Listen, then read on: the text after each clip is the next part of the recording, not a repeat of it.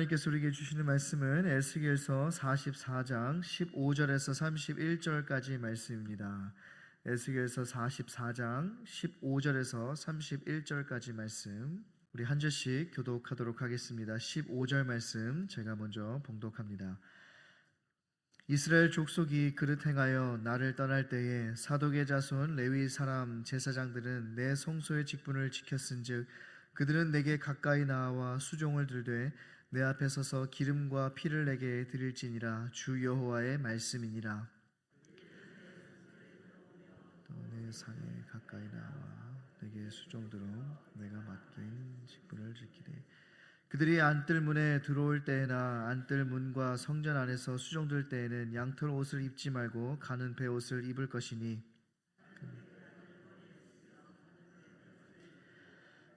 하는 것으로 허리를 동이지 말 것이며 그들이 바깥들 백성에게로 나갈 때에는 수종드는 옷을 벗어 거룩한 방에 두고 다른 옷을 입을지니 이는 그 옷으로 백성을 거룩하게 할까 함이라. 그들은 또 머리털을 밀지도 말며 머리털을 길게 자라게도 말고 그 머리털을 깎기만 할 것이며 아무 제사장이든지 안뜰에 들어갈 때에는 포도주를 마시지 말 것이며 과부나 이혼한 여인에게 장가들지 말고 오직 이스라엘 족속의 처녀나 혹시 제사장의 과부에게 장가들 것이며 내 백성에게 거룩한 것과 속된 것의 구별을 가르치며 부정한 것과 정한 것을 분별하게 할 것이며 송사하는 일을 재판하되 내 규례대로 재판할 것이며 내 모든 정한 절기에는 내 법도와 율례를 지킬 것이며 또 내 안식일을 거룩하게 하며 시체를 가까이 하여 스스로 더럽히지 못할 것이로되 부모나 자녀나 형제나 시집가지 아니한 자매를 위하여는 더럽힐 수 있으며 이런 자는 스스로 성소에서 수종들기 위해 안뜰과 성소에 들어갈 때에는 속죄제를 드릴지니라. 주 여호와의 말씀이니라. 그들에게 있으니 그냥 곧 그 기업이라. 너희는 이스라엘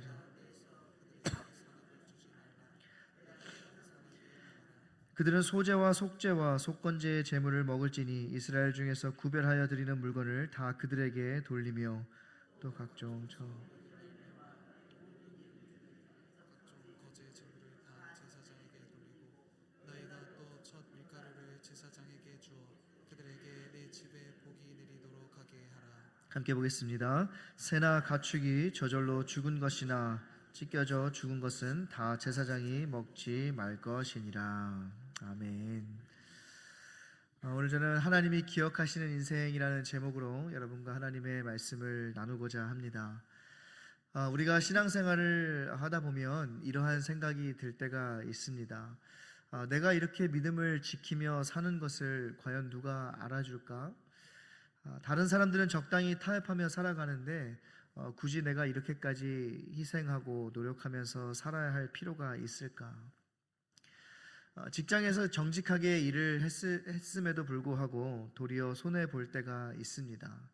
또 교회에서도 오랫동안 이름 없이 섬겼음에도 불구하고 아무도 알아주지 않는 것처럼 느껴질 때가 있습니다. 가정에서도 마찬가지입니다. 배우자나 자녀들을 위해서 내가 희생을 했는데 자녀들도 또 배우자도 또 내 그 희생과 마음을 몰라주는 것 같다라고 느껴질 때도 있습니다. 그럴 때 그냥 적당히 살까라는 그러한 생각이 우리의 마음을 흔들기도 합니다. 그런데 오늘 말씀에서 우리에게 중요한 사실을 말씀해주고 있는데요. 바로 모든 것을 사람들은 알지 못한다 할지라도 하나님께서는 다 기억하시고 아신다라는 사실이에요. 오늘 본문 15절은 이렇게 시작합니다. 이스라엘 족속이 그릇 행하여 나를 떠날 때에 사독의 자손 레위 사람 제사장들은 내 성소의 직분을 지켰은즉. 이스라엘 전체가 하나님을 떠나게 되었습니다. 심지어 하나님을 섬겨야 할 그 레위 사람들 가운데서도 우상을 따라갔던 사람들이 있었던 거예요. 그런데 그 가운데 이 사독의 자손들은 달랐습니다. 모두가 하나님을 떠날 때에 그들은 하나님의 성소를 지켰습니다. 모두가 타협할 때 그들은 믿음을 지켰던 거예요. 그런데 사람들의 눈에는 별것 아닌 것처럼 보였을지 모르겠지만 하나님께서는 그것을 기억하고 계셨다라는 것이었어요. 그래서 하나님께서는 그들에게 다시 성소 가까이 나와 하나님을 섬기는 일을 맡기시는데요. 15절 하반절 말씀에 보면 그들은 내게 가까이 나와 수종을 들되 내 앞에 서서 기름과 피를 내게 드릴지니라 주 여호와의 말씀이니라 라고 말씀합니다. 이 말씀에서 우리가 먼저 발견하게 되는 것은 하나님께서는 하나님을 향한 우리의 신실하심을 절대 잊지 않으시고 기억하신다라는 사실을 보게 됩니다. 자, 그렇다면 사독의 자손들은 어떠한 사람들이었을까요? 이 사독은 다윗과 솔로몬 시대의 제사장이었습니다. 다윗의 말년에 아도니아가 왕위를 차지하려고 반란을 일으켰을 때 이 당시 제사장이었던 아비아달은 아도니아의 편에 섰습니다. 그러나 사독은 끝까지 다윗에게 충성하면서 하나님께서 세우실 솔로몬을 지지했습니다. 그리고 솔로몬이 왕이 되자 사독의 가문은 계속 제사장의 직분을 감당하게 됩니다. 그런데 더 중요한 것은 단순히 그 조상 사독만 신실했던 것이 아니라는 것이었어요.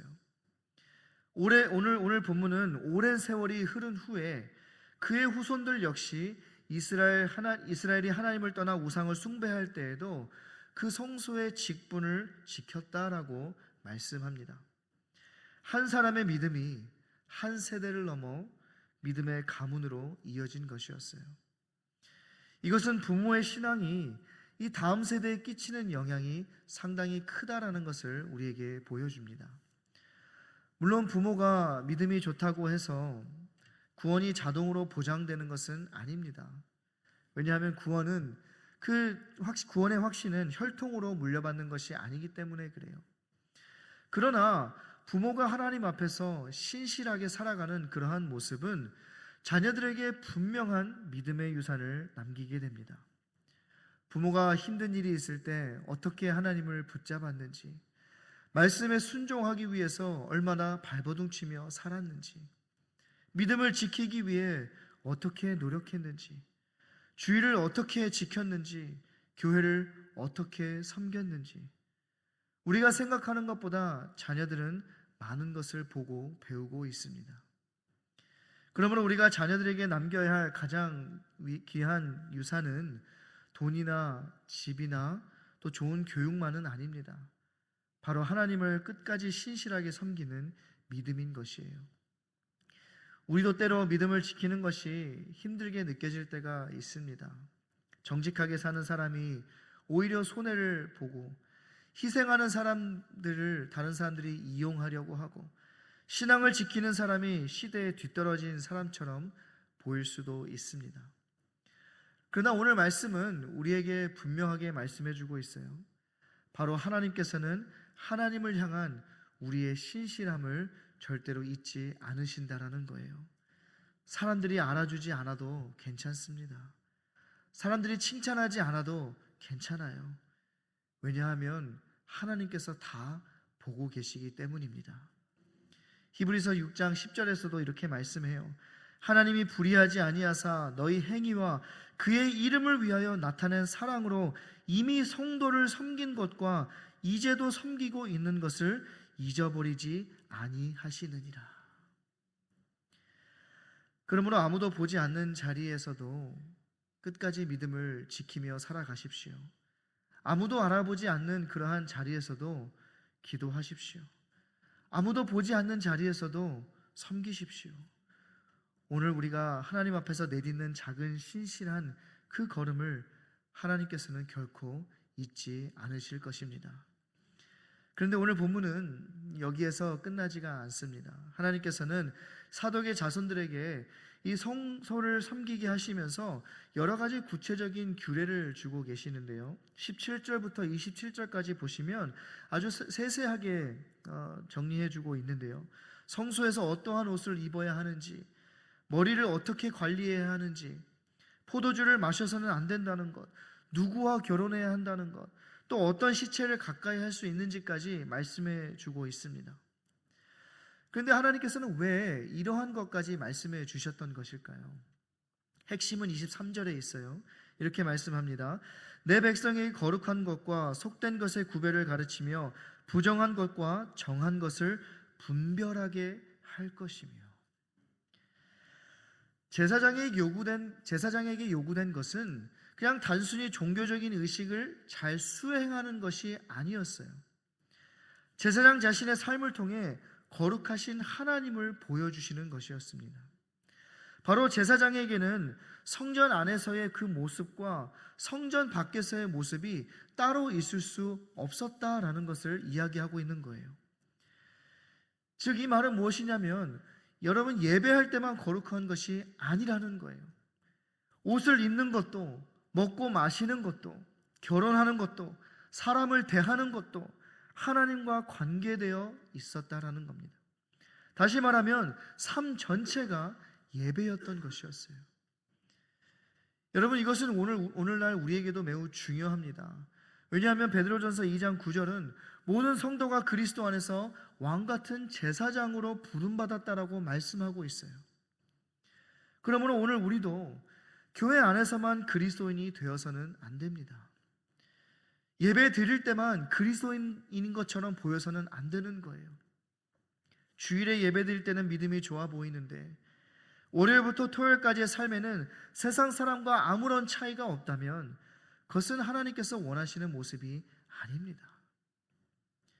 교회에서는 은혜로운 말을 하는데 가정에서는 가족에게 함부로 말하고, 교회에서는 정직을 이야기하는데 사업에서는 적당히 속이고, 예배할 때는 하나님을 사랑한다고 고백하면서도 세상에서는 돈과 성공이 삶의 기준이 된다면 우리의 신앙은 다시 점검되어야 하는 거예요. 오늘 본문에서 하나님께서 제사장들에게 요구하시는 것은 한마디로 구별됨입니다. 그런데 여기서 한 가지 조심해야 돼요. 성경이 말하는 거룩은 세상과 담을 쌓고 사는 것을 의미하는 것이 아니에요. 거룩은 믿지 않은 사람들과 아무런 관계도 갖지 않아야 한다는 것을 이야기하는 것도 아니에요. 우리가 잘 알다시피 예수님도 죄인들과 함께 식사하셨어요. 세리와 죄인들에게 가까이 가셨어요. 그러나 예수님께서는 그들과 함께 교제하고 식사하시면서도 그들의 죄에 물들지 않으셨습니다. 즉, 성경적인 거룩은 세상을 떠나는 것이 아니라 세상 가운데 살면서도 하나님의 기준으로 살아가는 것이에요. 그래서 우리에게는 분별력이 필요한 것입니다. 오늘 세상은 거룩한 것과 속된 것의 경계를 계속 흐리게 만듭니다. 아니, 다들 그렇게 사는데 뭐가 그렇게 크게 문제냐? 시대가 바뀌었는데 너무 엄격하게 생각할 필요 없다. 나에게 좋으면 되는 건 아니냐? 이러한 생각을 할 수가 있어요. 그러나 성도의 기준은 세상의 유행이나 다수의 의견이 아닙니다. 성도의 기준은 하나님의 말씀인 거예요. 그래서 23절에서 제사장은 백성에게 거룩한 것과 속된 것을 가르치고 이 정한 것과 부정한 것을 분별하게 해야 했습니다. 바로 오늘 우리에게도 이 분별력이 필요한 것이에요. 내가 하는 이 선택이 과연 하나님을 기쁘시게 하는 것인가? 내가 하는 말과 행동이 하나님께 영광이 되는 것인가? 내가 돈을 사용하는 방식이 하나님의 뜻에 합당한 것인가? 내 인간관계가 하나님 앞에 바른 것인가? 여러분, 신앙이 성숙하다는 것은 단순히 성경 지식이 많아지는 것을 의미하는 것이 아니에요. 내가 교회 다닌 연수가 한 해가 더해졌다는 것이 나의 신앙이 성숙함을 의미하는 것은 아닙니다. 신앙이 성숙한다는 것은 하나님께서 기뻐하시는 것과 기뻐하지 않으시는 것을 분별할 줄 알게 되는 것이에요. 그런 의미에서 오늘 본문은 우리의 신앙이 예배당 안에서만 머물러서는 안 된다고 가르쳐주고 있어요. 우리의 말과 행동, 돈을 사용하는 방식, 사람을 대하는 태도, 가정생활, 직장생활까지 우리 삶 전체의 주인이 바로 하나님이라는 사실을 우리에게 가르쳐주고 있는 것입니다. 그런데 우리가 이렇게 살아야 한다는 그 말씀을 들으면 한편으로는 좀 부담이 되기도 합니다. 나는 그렇게 살지 못하는데, 나는 사독의 자손들처럼 신실하지 못한데, 이러한 마음이 들 때 그냥 또 적당히 하면서 살아야지, 열심히 해봤자 안 되는 거 그냥 적당히 하면서 살아야지라는 생각이 들 수가 있습니다. 바로 여기에서 우리는 복음을 적용해야 하는 거예요. 구약의 제사장들은 하나님과 백성 사이에 서 있었습니다. 그러나 그들도 죄인이었어요. 그래서 그들 자신들도 그 자신을 위해서도 제사가 필요했던 것이었어요. 그러나 우리에게는 완전한 대제사장이 계세요. 바로 예수 그리스도이십니다. 예수님께서는 단 한 번도 하나님께 불순종하지 않으셨어요. 끝까지 아버지께 신실하셨어요. 우리가 지키지 못한 거룩을 예수님께서 완전하게 이루셨고, 우리가 받아야 할 그 죄의 심판을 십자가에서 대신 받으셨습니다. 그리고 그리스도를 믿는 우리를 하나님 앞에 거룩한 백성이요, 거룩한 제사장이라고 세워주신 거예요. 그러므로 우리가 거룩하게 살아가는 것은 구원받기 위해서가 아닙니다. 이미 그리스도의 은혜로 구원받았기 때문에 거룩하게 살아가게 되는 것이에요. 거룩은 구원의 조건이 아니라 구원받은 백성의 열매인 것입니다. 우리의 힘으로 거룩해지는 것이 아니에요. 우리 안에 거하시는 성령께서 우리를 깨우시고 죄를 깨닫게 하시고 말씀에 순종할 힘을 주실 때에 우리는 거룩한 삶을 살 수 있게 되는 것입니다. 그래서 오늘도 우리는 넘어질 때마다 십자가 앞으로 나아가고 다시 성령을 의지하여 거룩한 삶을 살아가야 한다는 것이에요. 자, 그럴 때 우리의 삶에 주어지는 것은 무엇인가? 본문 마지막 28절부터 31절에서 중요한 말씀이 나오는데요. 28절에 이렇게 말씀해요. 그들에게는 기업이 있으리니 내가 곧 그 기업이니라. 자, 이스라엘의 다른 지파들에게는 땅이 기업으로 주어졌어요. 그러나 제사장들에게 하나님께서 말씀하십니다. 내가 너희의 기업이다. 다른 사람에게는 땅이 있지만 너희에게는 내가 있다. 다른 사람에게는 소유가 있지만 너희에게는 내가 있다. 이 말은 다른 아무것도 필요한 것이 없다, 필요하지 않다라는 뜻이 아니에요. 다만 우리가 필요한 그 무엇보다 중요한 하나님이 나의 기업이 되신다라는 거예요. 즉 나의 영원한 소유, 내 삶의 모든 필요를 책임져 주시는 분이 되어주신다라는 겁니다. 여러분, 이보다 더 큰 축복이 어디에 있겠어요? 세상에 그 어떠한 것을 우리가 많이 얻는다 할지라도 주님이 없다면 그것이 진정한 복이겠습니까? 여러분, 오늘 본문을 보면 흐름이 있음을 보게 되는데요. 먼저 말씀의 흐름이 이래요. 이스라엘이 하나님을 떠날 때에 사독의 자손들은 신실함을 지켰어요. 하나님께서는 그 신실하심을 기억하셨어요.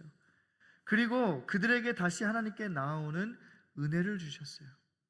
그리고 하나님께 나온 그들에게 거룩한 삶을 요구하십니다. 그리고 마지막에는 말씀하세요. 내가 너희의 기업이다. 결국 이 흐름을 통해서 보여주는 것은 하나님께 신실한 사람에게 주어지는 가장 큰 복은 다른 것이 아니라 바로 하나님 자신이라는 거예요.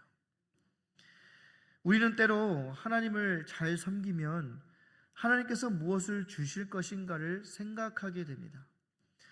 내가 신앙생활 이만큼 했으니, 내가 하나님을 이렇게 섬기고 교회를 이만큼 섬겼으니 나에게 건강을 주시지 않을까?